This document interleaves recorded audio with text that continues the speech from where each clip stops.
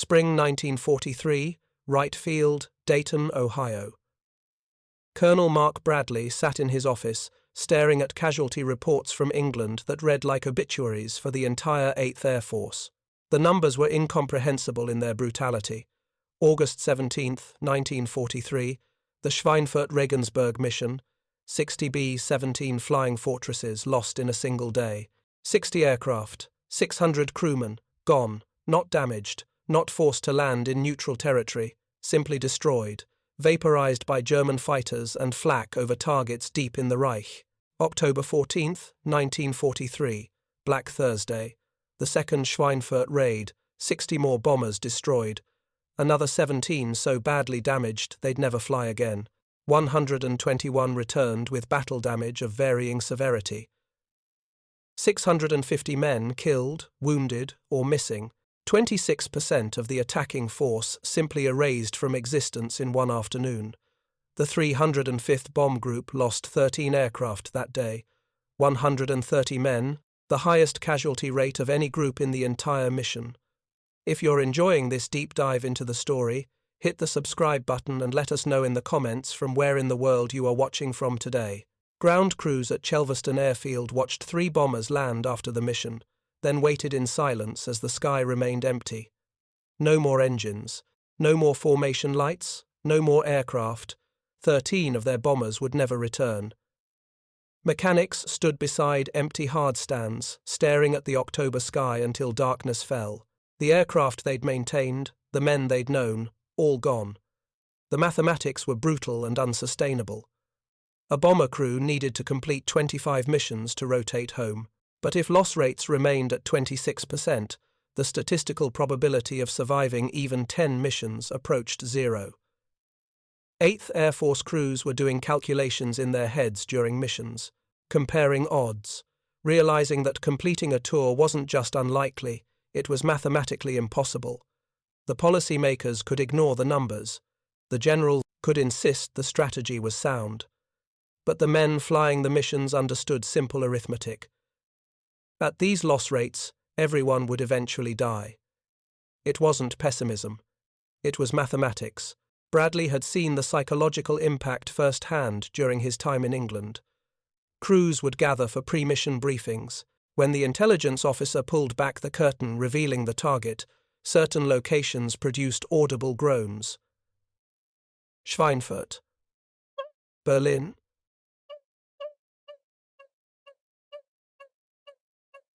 Everyone knew what those targets meant. Hours over Germany without fighter protection, massed German fighter attacks, the best pilots the Luftwaffe possessed concentrating against unescorted formations, casualty rates that made survival unlikely.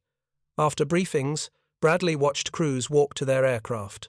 Some were quiet, withdrawn, already calculating odds. Others were loud, joking, using humor to mask fear. All of them knew. They'd watched too many crews fail to return. They'd seen too many empty bunks in Nissen huts. They'd attended too many memorial services for missing comrades. The strain was visible in their faces. 20-year-old men with eyes that looked ancient. The problem wasn't the bombers themselves. The B-17 flying fortresses and B-24 Liberators were magnificent machines capable of delivering devastating payloads deep into the heart of Nazi Germany.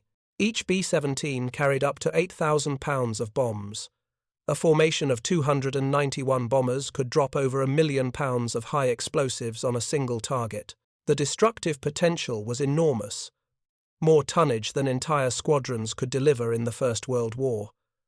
The bombers themselves were engineering marvels that represented the pinnacle of American aircraft design.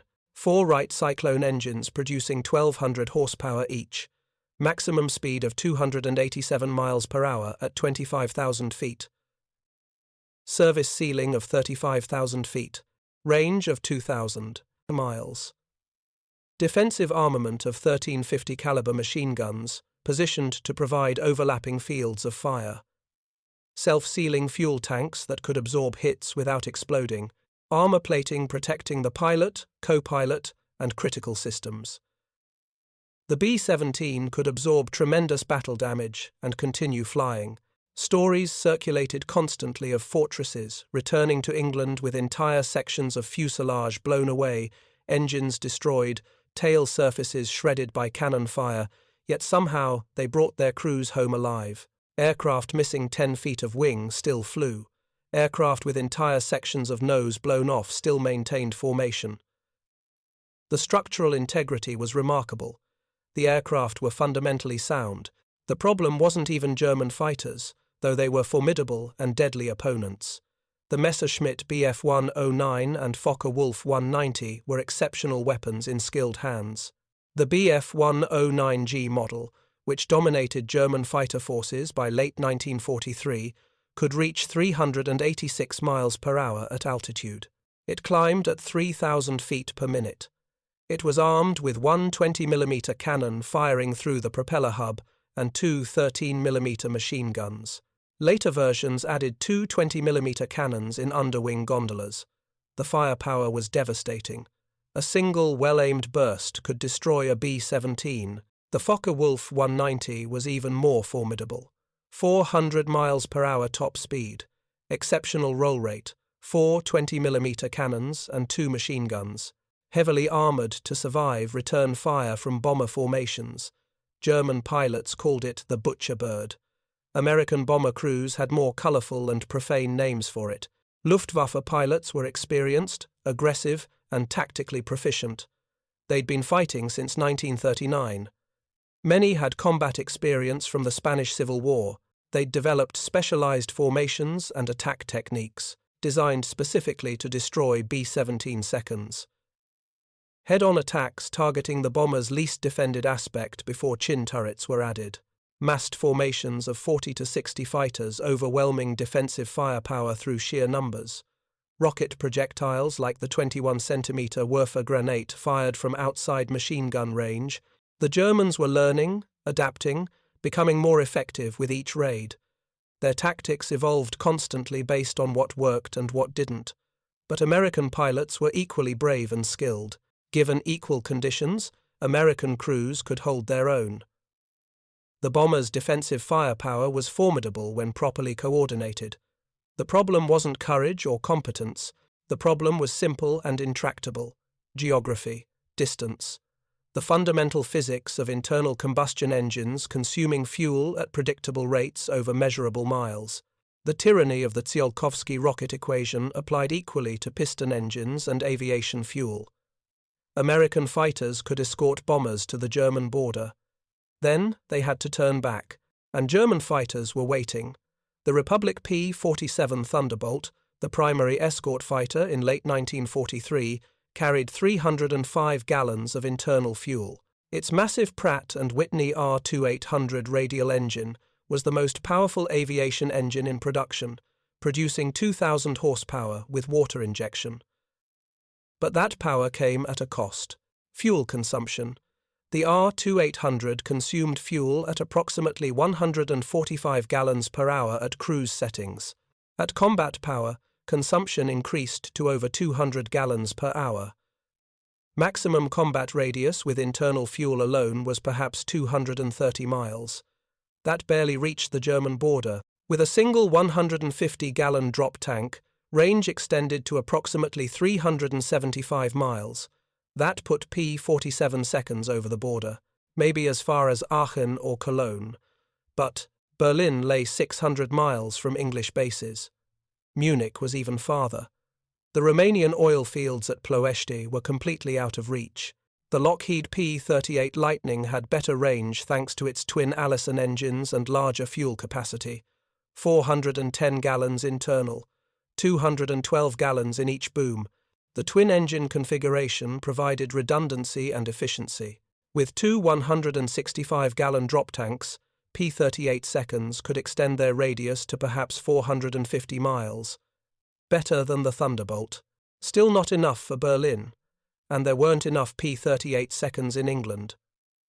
Most had been diverted to North Africa for the Mediterranean campaign.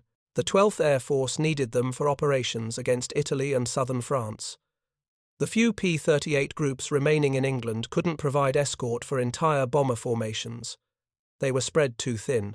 Bomber formations required dozens of escort fighters for adequate protection.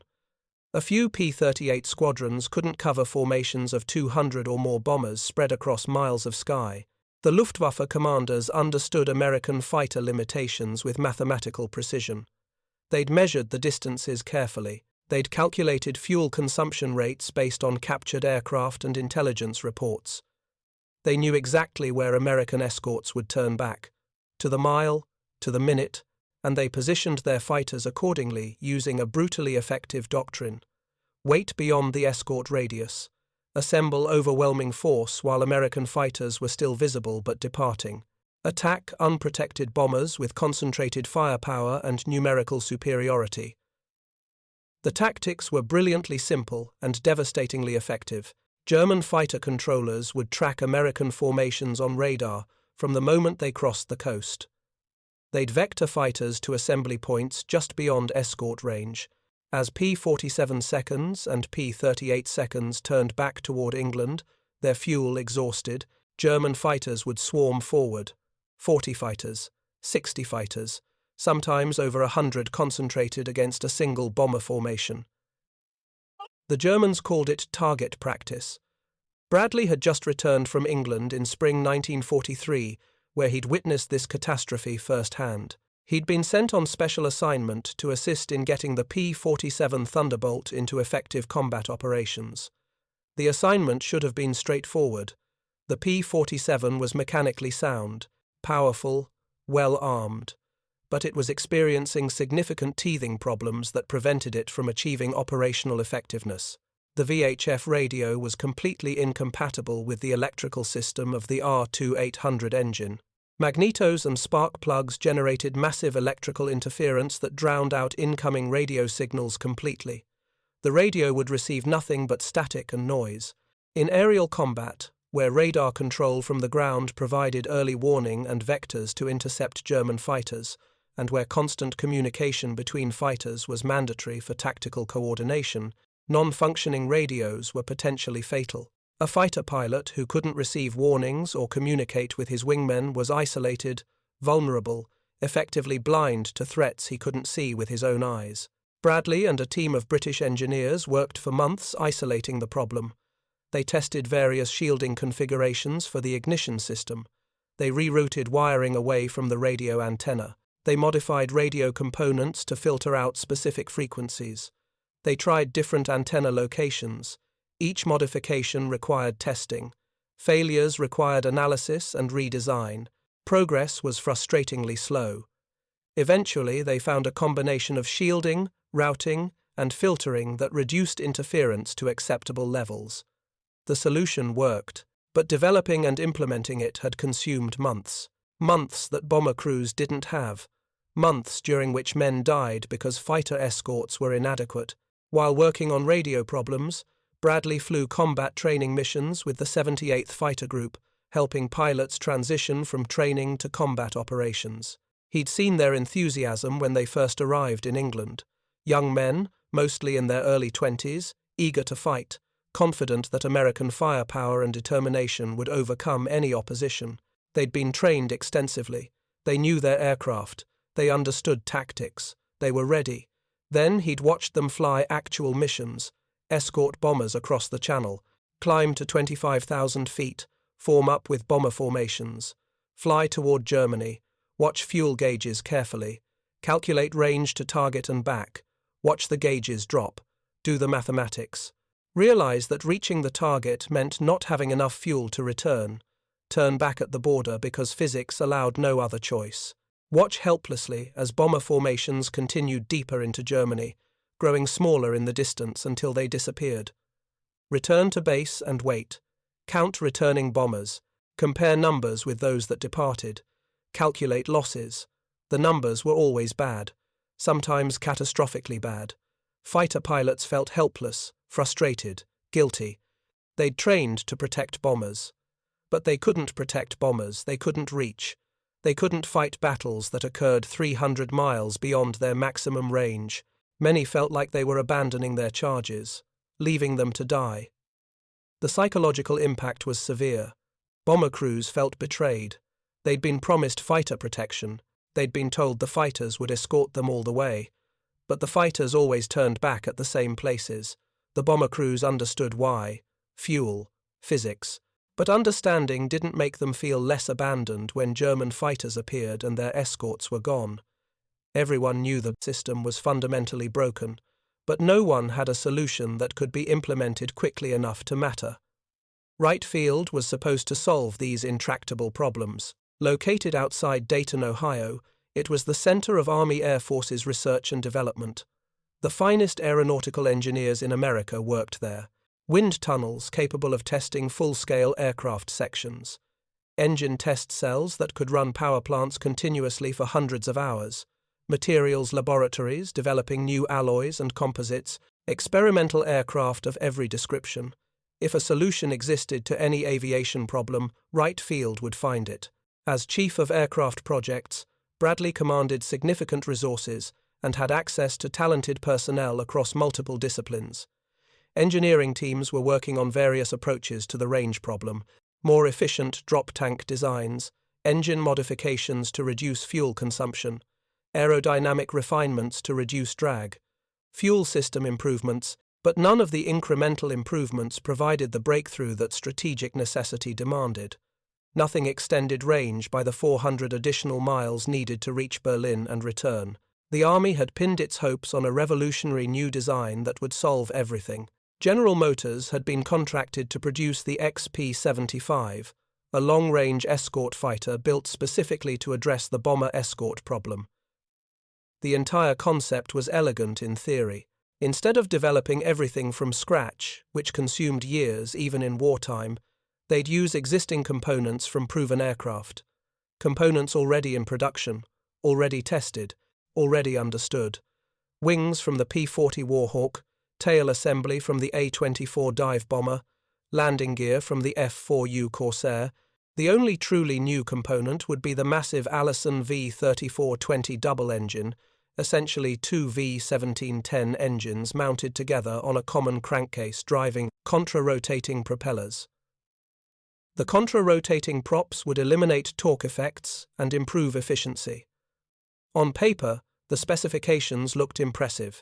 Top speed over 430 miles per hour, combat radius approaching 1,000 miles, heavy armament including multiple 50-caliber machine guns and cannons. The P-75 would escort bombers anywhere in Europe and back with fuel to spare. Production contracts were already signed, factories were tooling up. General Motors projected delivering hundreds of aircraft within 6 months of initial production approval. It was supposed to be the solution. The aircraft that would save the daylight bombing campaign.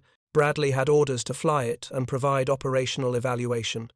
He drove to Cleveland in early spring 1943. The General Motors facility was impressive. Modern buildings, well-equipped shops, professional workforce. The P-75 sat on the ramp outside the main hangar, gleaming in weak Ohio sunshine. It was enormous, bigger than any single-seat fighter Bradley had ever seen, bigger than a P-47, nearly as large as some medium bombers. The double-engine nacelle dominated the forward fuselage, bulbous and aggressive.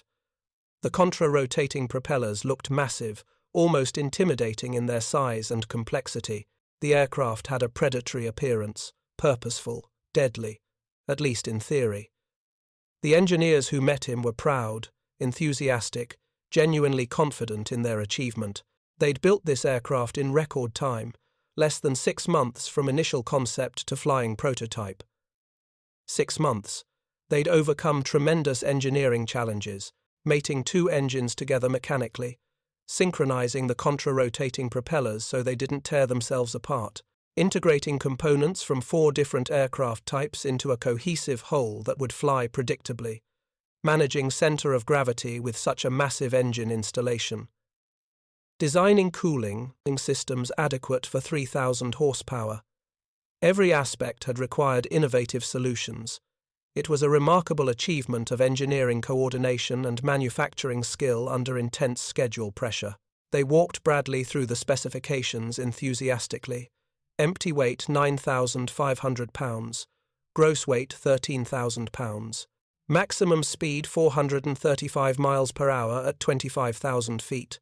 Service ceiling 39,000 feet. Range with internal fuel 1,100 miles. Combat radius pushing 800 miles with adequate reserves.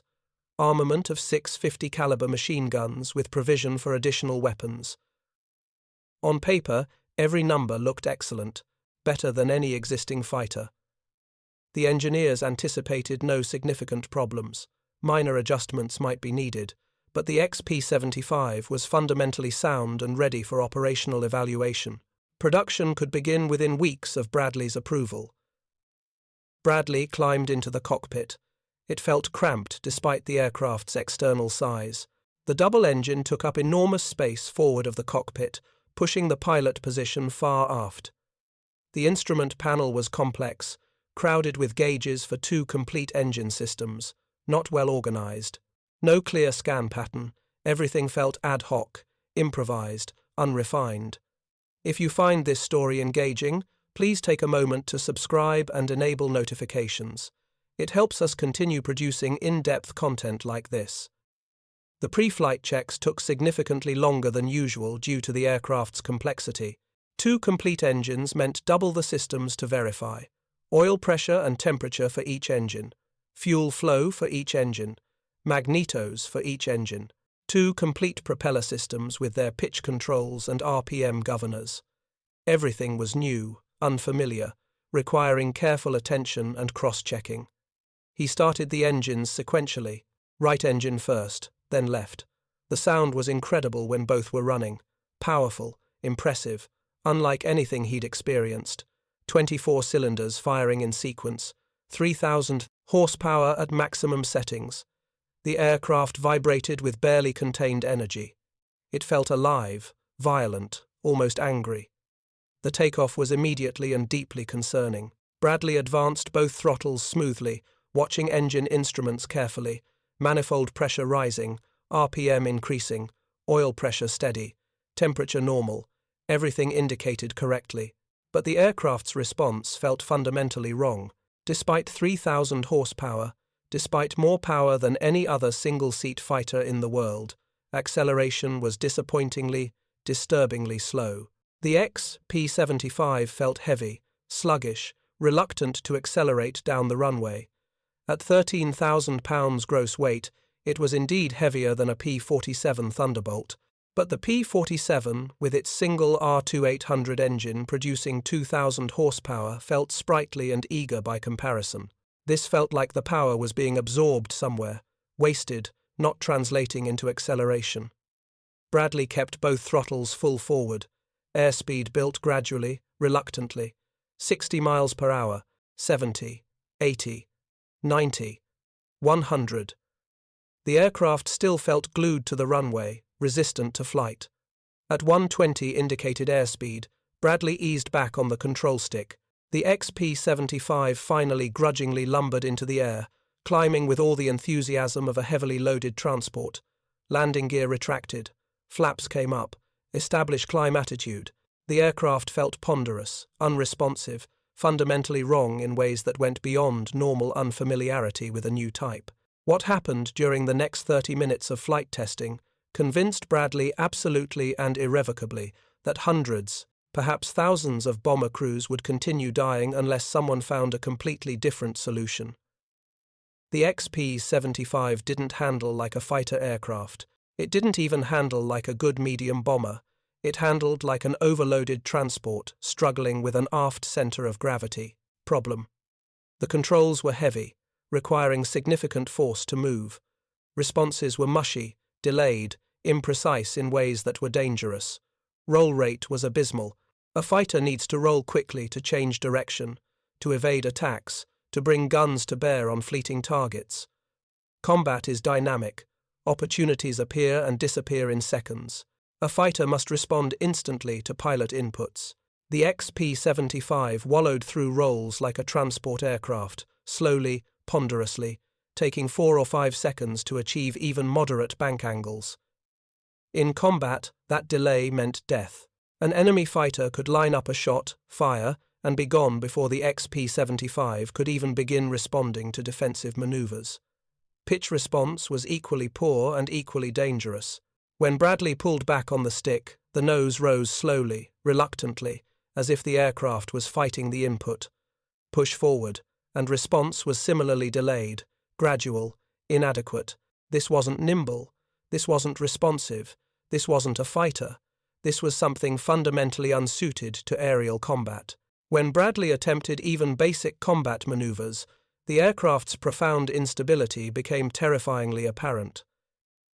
He rolled into a 60-degree bank to test turning performance at combat speeds. The aircraft initially entered the turn, then began wallowing unpredictably. The nose wanted to drop below the horizon. The bank angle fluctuated randomly.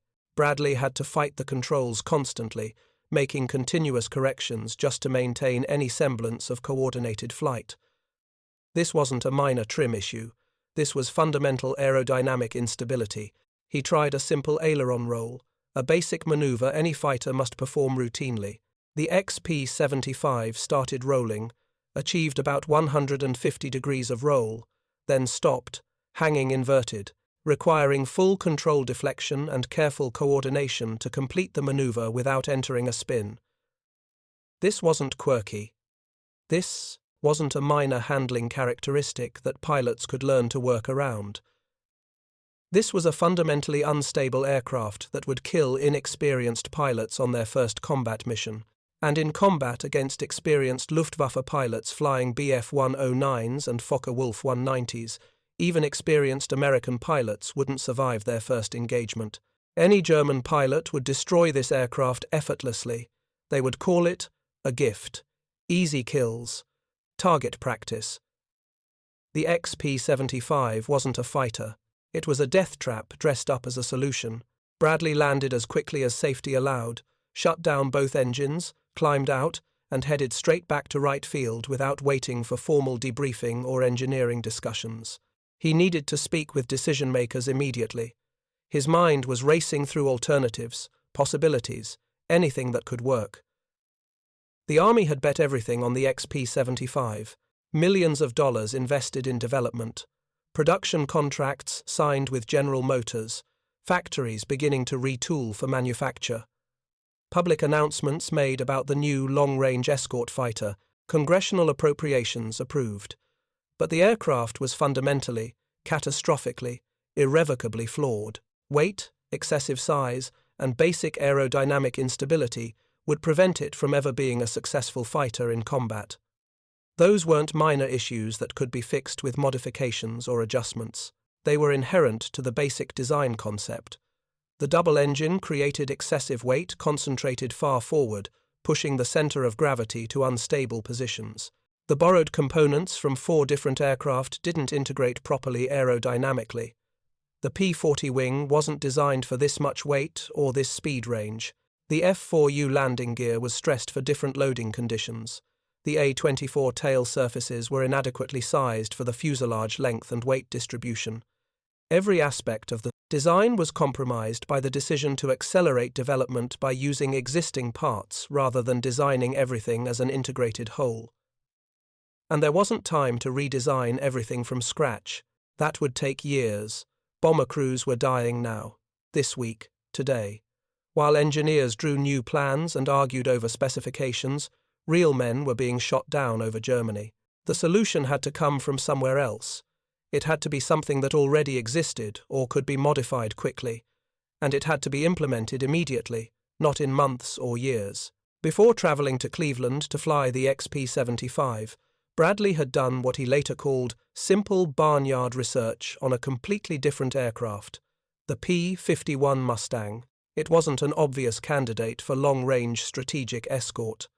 The Mustang had been designed and built in response to a British requirement, not American needs. North American Aviation had designed it originally for the British Purchasing Commission in 1940, when Britain was bleeding fighters during the Battle of France and the Battle of Britain. The British needed fighters desperately, immediately. They'd approached North American about building Curtiss P-40 Warhawks under license. North American had never built a fighter before. They manufactured trainers, primarily the AT-6 Texan, reliable, effective for training, but hardly a weapon to challenge the Luftwaffe's best. Yet, North America's president, Dutch Kindleberger, had made an audacious, almost absurd proposal. Instead of building P-42s under license, which would take 4 months just to set up tooling and production, North American would design and build something completely new, something better, in the same time frame.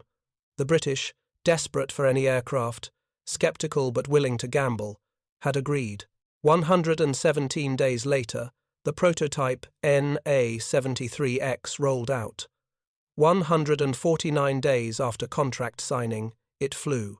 It was an astonishing achievement in compressed development timelines that violated every normal aircraft development principle. The early P-51s with Allison V-1710 engines performed remarkably well at low and medium altitudes.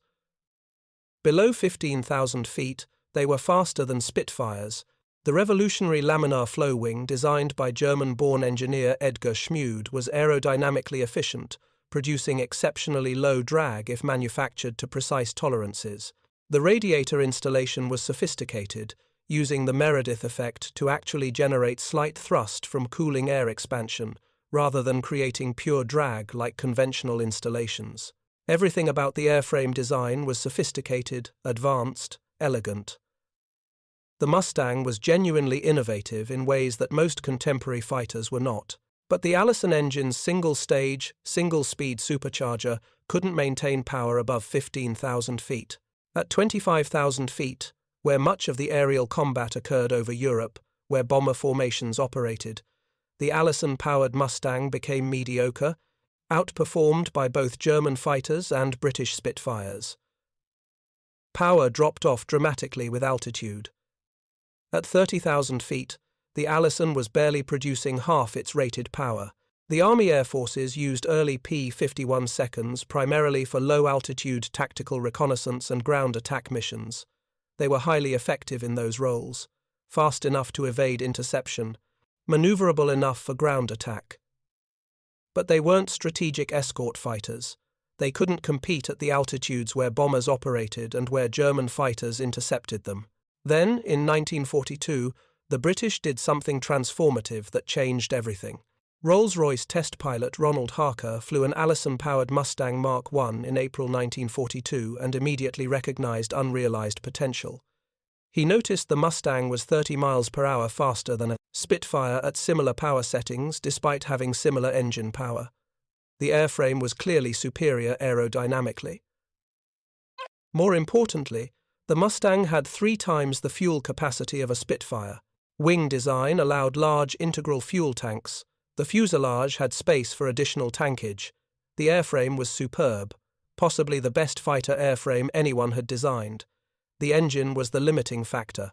Harker proposed a solution that seemed obvious in retrospect. Install the Rolls-Royce Merlin engine, the same legendary power plant that made Spitfires and Hurricanes effective. The Merlin had a 2-stage, 2-speed supercharger designed by Stanley Hooker that maintained excellent power to 30,000 feet and beyond. The first stage compressed intake air. An intercooler prevented the compressed air from becoming too hot.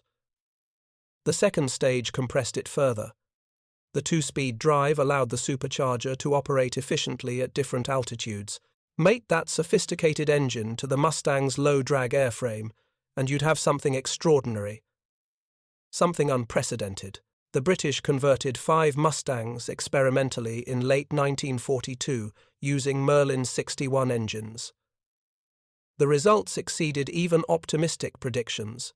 The Merlin-powered Mustang, designated Mustang X as an experimental variant, reached 422 miles per hour at 22,000 feet. That was 50 miles per hour faster than the Allison version at any altitude. More critically, it maintained excellent performance above 25,000 feet, where the Allison gasped helplessly. Service ceiling increased by 10,000 feet from 31,000 to 41,000. Climb rate improved from 2,000 to 4,000 feet per minute.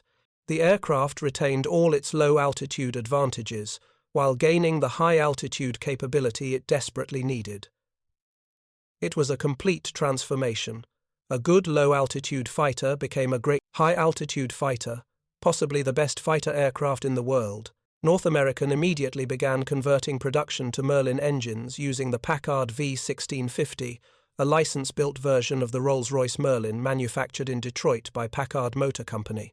The P-51B entered production in June 1943 with the Packard Merlin V1653, producing 1,490 horsepower at takeoff and over 1,500 horsepower with emergency power. The transformation was revolutionary, complete, and immediately apparent to anyone who flew the aircraft. But even the Merlin-powered P-51B had insufficient range for deep penetration missions to Berlin without significant modifications. Standard P-51B carried 184 gallons of fuel in wing tanks, 92 gallons in each wing, stored in self-sealing tanks between the forward and aft wing spars. The wing design made this possible. Conventional fighters like the Bf-1, O-9 and Spitfire carried most fuel in the fuselage because their wing structures didn't allow large integral tanks. The Mustang's wings were thick enough at the root to accommodate substantial fuel volume. But 184 gallons wasn't enough for Berlin. The Packard Merlin consumed approximately 60 gallons per hour at cruise settings. Combat consumption was much higher, perhaps 80 to 100 gallons per hour. Simple mathematics determined range. 184 gallons divided by 60 gallons per hour equals about 3 hours flying time. Minus takeoff, climb, and reserve requirements meant perhaps 90 minutes of cruise range. At cruise speeds around 300 miles per hour true airspeed, that translated to about 450 miles maximum radius. Berlin was 600 miles from English bases. The solution was obvious. External drop tanks. The technology wasn't new. Every air force had experimented with external tanks for ferry flights and extended patrols. But using them in combat situations where fighters might need to dogfight was controversial. Drop tanks created drag, reducing speed and maneuverability. They had to be jettisoned before combat. Pilots worried about tanks failing to release cleanly during emergency maneuvers, creating asymmetric drag that could be catastrophic. Some pilots considered them dangerous liabilities. But Wright Field engineers had been developing improved drop tank designs since early 1943. The 75-gallon drop tank became standard. 2 tanks under the wings provided 150 gallons additional fuel. Total capacity with drop tanks was 334 gallons. That extended combat radius to approximately 650 miles under ideal conditions, close to Berlin, but not quite enough with realistic reserves for combat and emergencies. Bradley had walked around a P-51B in the Wright Field hangar before his trip to Cleveland to fly the XP-75. He'd studied the airframe carefully with an engineer's eye, looking for possibilities that others might have missed. Behind the pilot's seat was empty space, just 2 radios installed. The IFF, identification friend or foe, for responding to friendly radar interrogations, and the VHF radio for communications. Those radios occupied perhaps 1 cubic foot of space total, but the available volume behind the pilot's seat was substantial. Perhaps 8 or 10 cubic feet. That space could hold fuel. A lot of fuel. Bradley did quick calculations in his head. 8 cubic feet equals approximately 60 gallons. 10 cubic feet equals 75 gallons. A properly designed tank might hold 85 gallons in that available space. 85 gallons was another hour and 20 minutes of cruise time. Another 400 miles of range, combined with drop tanks that would put Berlin within reach comfortably, with reserves for combat and emergencies. But there was a problem. A significant, potentially fatal problem that North American aviation's engineers had already identified and rejected. Center of gravity. Aircraft stability depends entirely on balance. Weight distribution fore and aft of the center of gravity determines how an aircraft handles. The center of gravity is the point where all weight appears to be concentrated for balance purposes. For stable flight, the center of gravity must be forward of the center of lift by a specific amount called the static margin. Too much weight too far forward makes an aircraft stable but heavy on the controls. Too much weight too far aft makes an aircraft unstable, potentially uncontrollable. An 85-gallon fuel tank directly behind the pilot would hold approximately 510 pounds of fuel when full. Fuel weighs 6 pounds per gallon. That's over 500 pounds located well aft of the center of gravity. Way aft. The weight would shift the aircraft's balance point dangerously rearward, possibly beyond safe limits. North American Aviation's engineers had already calculated the numbers carefully. They'd considered a fuselage tank during initial design. They'd rejected the idea explicitly. The center of gravity with a full fuselage tank would be too far aft. Control forces would reverse unpredictably. The aircraft would be longitudinally unstable. In violent maneuvers during combat, the aircraft might snap roll without warning, entering spins that couldn't be recovered. The engineering analysis was clear. A fuselage tank was dangerous. No responsible engineer would sign off on modifications that could kill pilots. The liability was unacceptable. The risk was too high. But Bradley wasn't thinking like a cautious peacetime engineer concerned about liability and safety margins. He was thinking like a desperate wartime commander watching bomber crews die in unsustainable numbers. He knew the danger was real. He'd read the engineering analyses. He understood aircraft stability theory. A full fuselage tank would absolutely make the P-51B dangerously unstable during takeoff and climb. It might require 2 hands on the control stick during takeoff, just to prevent the nose from pitching up uncontrollably. The aircraft would handle terribly, frighteningly until that fuel burned off. But he'd done different calculations in his head, operational calculations rather than engineering calculations. Take off with full tanks, form up with other aircraft, climb to altitude, maybe 20 minutes of flight time, cruise across the North Sea toward Europe, perhaps another 40 minutes. By the time fighter formations reached the European coast, approximately 1 hour after takeoff, pilots would have burned through 30 to 40 gallons from the fuselage tank. At cruise settings, burning 60 gallons per hour, they'd burn through the entire fuselage tank in about 90 minutes. After 90 minutes of flight, with the fuselage tank empty or nearly empty, weight would be reduced by over 500 pounds. The center of gravity would shift forward substantially. Stability would return to normal, acceptable parameters. The aircraft would handle normally for combat. More importantly, that 85 gallons represented approximately 1 hour and 20 minutes of additional range at cruise settings. Combined with 184 gallons in wing tanks and 150 gallons in drop tanks, total fuel capacity would be 419 gallons.